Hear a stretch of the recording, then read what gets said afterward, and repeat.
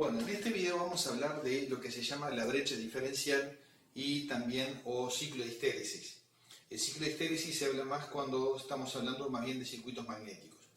El punto acá es en lo que tiene que ver, digamos, con los electrodomésticos, por ejemplo, que es lo que nos interesa a nosotros, y los relés, por ejemplo, es ver el comportamiento y de qué manera afecta eso, digamos, justamente a nuestros aparatos. Vamos a ver primero el caso de relé, por ejemplo, para tener una idea más concreta de cómo es el problema. Yo voy a representar acá,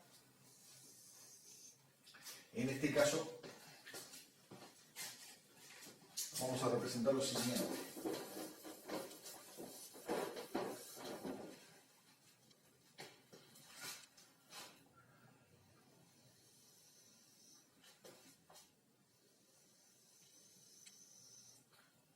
Voy a poner un ejemplo, un relé típico, por ejemplo, que tiene una bobina de 12 volts, por ejemplo. Esto lo que va a mostrar es, digamos, lo que vendría siendo encendido y aquí apagado. O, por ejemplo, encendido sería lo mismo que cerrado en este caso, y apagado sería abierto. ¿Está? Entonces vamos a poner acá en escala más o menos un voltaje de 12 volts. Ese sería el voltaje de excitación de la bobina del relé. Entonces vamos a suponer que nosotros mediante una fuente, vamos a representar esto así, acá tengo la bobina de relé, aquí tendría los contactos del mismo,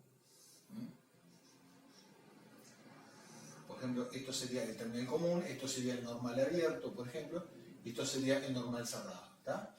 Entonces acá vamos a suponer que nosotros desde una fuente de 12 volts le damos corriente al relé, pero vamos a suponer que nosotros regulamos la cantidad de corriente en la relé, por ejemplo, con un potenciómetro. Entonces, o más fácil todavía, mejor quizá, para este ejemplo, haríamos lo siguiente. Pondríamos en lugar de un potenciómetro una fuente variable de voltaje que varíe, por ejemplo, entre 0 y 12. Entre 0 y 12 volts. Entonces vamos a suponer que nosotros empezamos, acá en este caso, a subir el voltaje desde 0 en la bobina de relé hasta, con la intención de llegar, digamos, hasta 12 volts. Entonces, por lo tanto, el voltaje va en aumento y en ese caso, el relé, ¿qué pasa? El relé se mantiene abierto en ese caso. ¿Por qué? Porque la corriente que pasa por la bobina no es suficiente, ¿tá? La corriente de magnetización por la bobina no es suficiente como para cambiar, por ejemplo, el estado en este terminal que es el que nos interesa. Acá este sería el normal abierto. ¿Tá? Este es el que nos interesa. O sea, nos interesa ver la conexión entre el común y el normal abierto. ¿Tá? Entre esas dos. Entonces no es suficiente para cambiar, digamos, el estado de relé. Vamos a suponer que seguimos aumentando el voltaje y cuando llegamos de repente a este punto, un ejemplo, ¿no? 8 volts, ahí en ese caso, digamos, el circuito se cierra, ¿tá? O sea, la bobina de relé cambia de estado, ¿tá? Vamos a suponer que el estado, digamos, cerrado está en este valor, está en este nivel.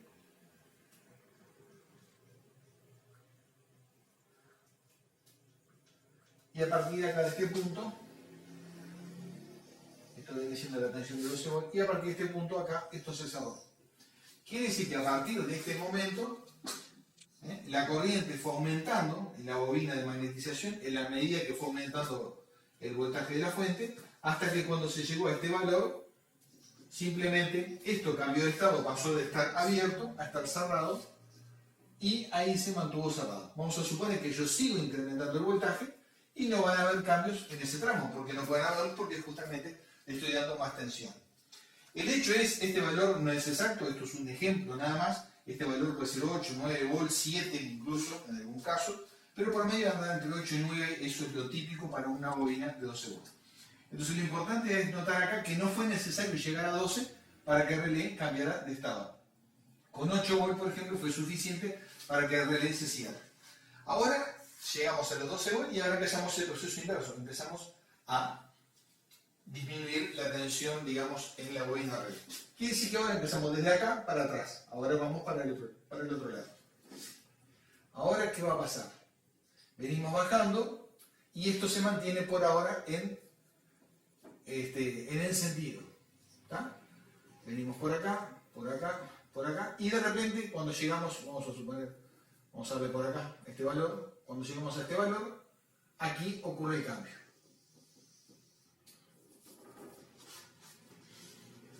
Vamos a suponer que acá en este caso ocurre el cambio.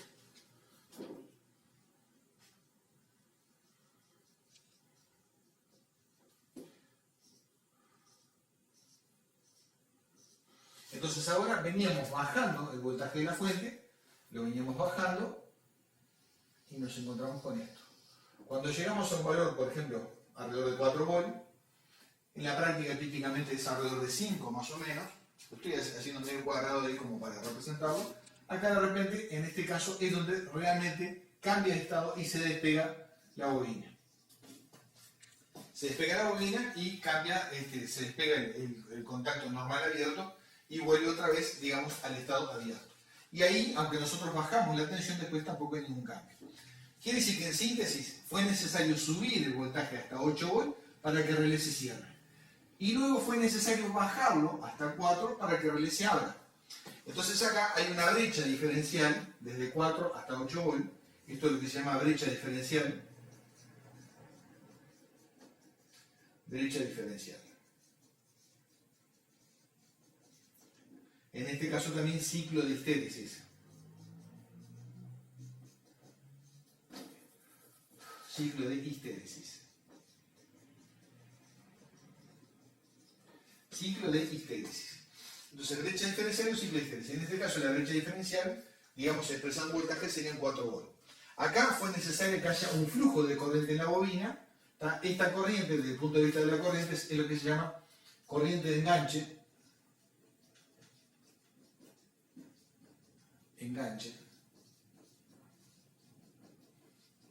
¿Ah? Y esta otra es lo que vendría siendo corriente de desenganche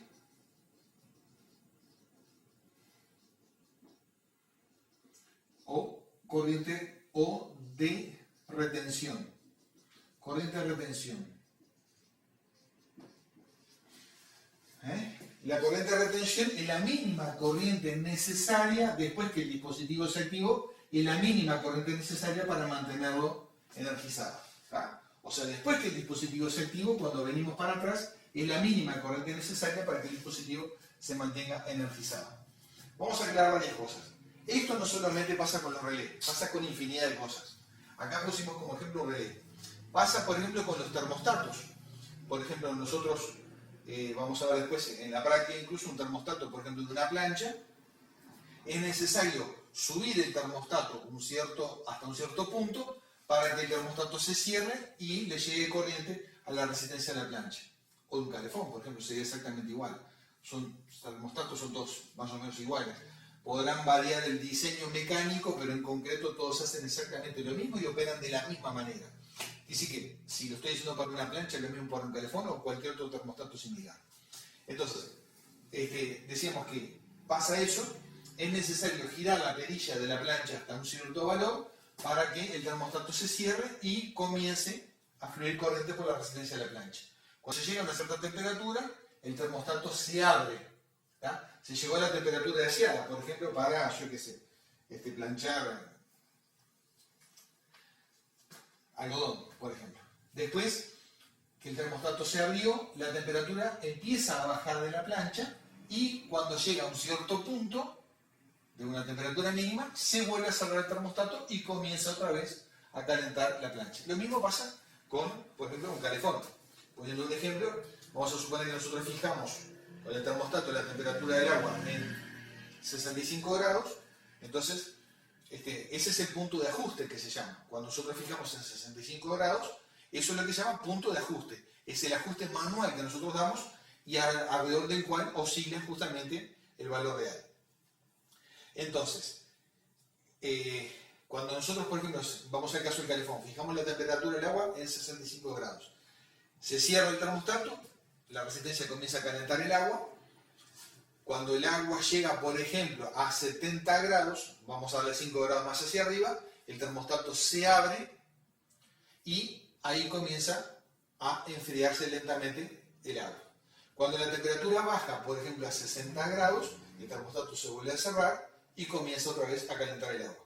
Entonces notemos que hay 10 grados de diferencia. 10 grados de diferencia sobre el alrededor, digamos, del punto de ajuste. O sea, 5 grados hacia arriba y 5 grados hacia abajo. O sea, nosotros teníamos, por ejemplo, fijado el termostato en 65 grados centígrados. O sea, esto viene siendo el punto de ajuste. Y habíamos dicho que esto, digamos, se abre a los 70 grados, el termostato, y luego se cierra a los 60 grados.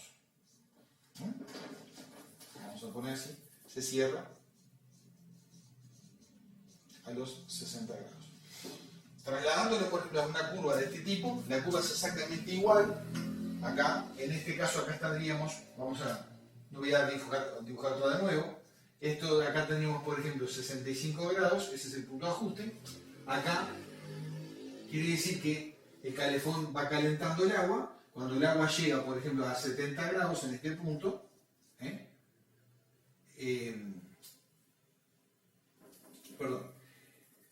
acá viene siendo al revés, digamos, el calefón comienza a calentar el agua cuando llega a 65 grados, estaría invertida la gráfica. La tengo que dibujar de nuevo, sí. En este caso la voy a dibujar de nuevo. Igual el efecto es exactamente el mismo y la forma de la curva es exactamente la misma. Acá simplemente voy a trasladar de vuelta en el mismo eje, vamos a poner así. La misma condición. Esto es encendido y esto es apagado.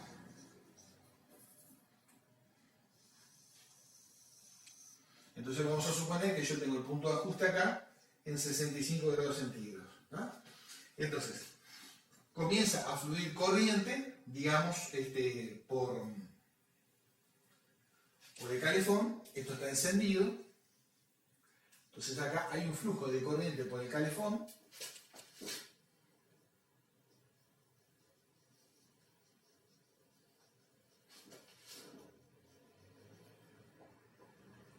Pero es necesario que esto llegue a los 70 grados centígrados para que esto comience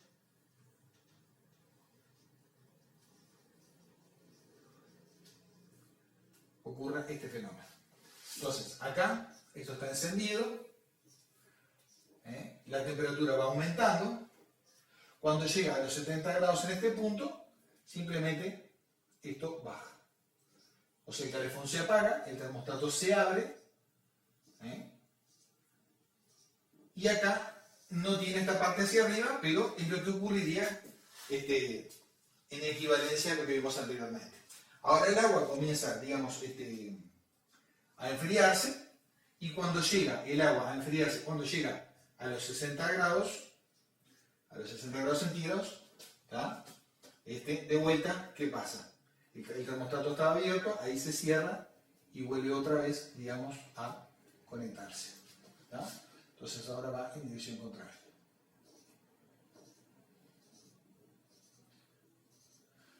De vuelta acá tenemos, en estos 10 grados centígrados, la famosa brecha diferencial. Brecha diferencial. La famosa brecha diferencial. O sea que esto iba en esta dirección, claro, de ahí no pasó, porque el termostato salió, pero iba en esa dirección. Después viene en dirección contraria, para este lado, viene en dirección contraria, y cuando llega a los 60 grados, otra vez se enciende, y viene para este lado. ¿Tá? Entonces cuando llega a los 60 grados, de vuelta arranca. Entonces acá tengo 10 grados de diferencia. Eso pasa con la mayoría de los sistemas actuales. Incluso en un equipo de aire acondicionado, uno marca una temperatura ambiente, por ejemplo, de 25 grados, y en un sistema de estos modernos, no los inverters, sino los on-off famosos, eso no quiere decir que es exacto, porque el aire acondicionado prende cuando la temperatura está por debajo de 25 grados, cuando llega a 25 grados se apaga, el aire comienza a enfriarse, transcurre un ratito, y cuando la temperatura llegó a un mínimo, por ejemplo 3 grados menos, por ejemplo 22 grados, ahí de vuelta se enciende el aire acondicionado y empieza otra vez a enfriar. O sea, ven que este fenómeno de la brecha diferencial se da en distintos tipos de electrodomésticos. Acá vimos el ejemplo también ahora, por ejemplo, del aire acondicionado. O sea que aunque uno ponga en el control remoto 25 grados centígrados en un aire on-off, quiere decir que no todo el tiempo está exactamente en 25 grados, sino que, por ejemplo, para arriba podría ir 2 grados, por ejemplo, ¿tá? Cuando está, para abajo podría ir 2 grados cuando está enfriando, si está enfriando, y para arriba, de 25 a 27 cuando se desconectó del sistema, la temperatura empezó a subir. Eso en verano, por ejemplo. ¿Tá? Entonces, lo importante es que hay una diferencia entre, digamos, el máximo y el mínimo. ¿En qué afecta el tamaño de la brecha? Bueno, eso tiene distintas connotaciones, ¿no? Por ejemplo, si esta brecha es muy grande, la variación de las temperaturas, por ejemplo, es mucho mayor. Por ejemplo, en el caso de un calefón de agua, por ejemplo, entonces quiere decir que ya iría de repente a más de 70 grados y a menos de 60. ¿Tá? Sería mayor de 10 grados. Eso no está bueno porque quiere decir que la precisión del agua es menor. La única ventaja que tiene es que el termostato trabaja menos. O sea, la cantidad de veces que enciende al cabo del día, que enciende y apaga, son mucho menos, lo cual le ahorra vida útil desde el punto de vista mecánico, digamos, al termostato. En un aire acondicionado ocurriría más o menos lo mismo. Si la brecha fuera muy chiquita, por ejemplo, vamos a suponer que nosotros ajustamos el aire, por ejemplo, a 22 grados, ¿no? Y vamos a suponer que la brecha fuera muy chiquita. Acá fueran 23 grados y 21, solamente 2 grados de diferencia. Eso lo que provocaría sería que el aire acondicionado prendería y apagaría mucho más cantidad de veces en el tiempo. ¿Por qué? Porque como el rango es menor, está todo el tiempo a cada ratito prende y apaga, o sea, cada pocos minutos enciende y apaga. Eso tampoco es demasiado bueno para el sistema. Si la brecha es mucho mayor, la cantidad de veces que prende y apaga es menor, pero claro, la diferencia de temperatura también es un poco mayor. Esto era un detalle que había que comentarlo porque existe, es bueno saber lo que existe en los relés, es bueno, el ciclo de histéresis existe en distintos fenómenos, por ejemplo, cuando uno magnetiza un material, por ejemplo, determinado, vamos a suponer que uno quiere magnetizar una pieza, por ejemplo, con corriente eléctrica, por ejemplo, tiene que haber un mínimo de corriente por la pieza para que quede un determinado magnetismo residual. Y a la vez se tiene que perder en sentido contrario para que el magnetismo baje a cero. ¿Tá? O sea, baje a cero o baje a un determinado nivel mínimo. ¿Tá? Bueno, de momento estoy con esto, quería indicar, digamos, este tema, y en esto es lo que se basa en la mayoría de los electrodomésticos. Con las heladeras pasa lo mismo, por ejemplo, ¿tá? Uno pone la temperatura de la heladera, por ejemplo, a 0 grados centígrados, y también va a haber una brecha diferencial entre temperaturas hacia arriba y hacia abajo. En las heladeras antiguas, eso también es controlado por un termostato. Hoy por hoy, digo, la electrónica se metió en todos los electrodomésticos y existen muchos métodos mucho más modernos que no llevan esto al encendido y el apagado, sino que está regulado electrónicamente, ¿tá? En forma electrónica, digamos, de forma de que siempre hay una circulación de corriente, por ejemplo, en un aire acondicionado por motor, entonces no hace ni que se prenda ni que se apague, sino que lo que hace es aumentar ligeramente la velocidad o no para mantenerlo en forma constante. Esos son los famosos sistemas inverter que están de moda hoy en día. Existen muchas formas, en un control de calefacción también pasa exactamente lo mismo.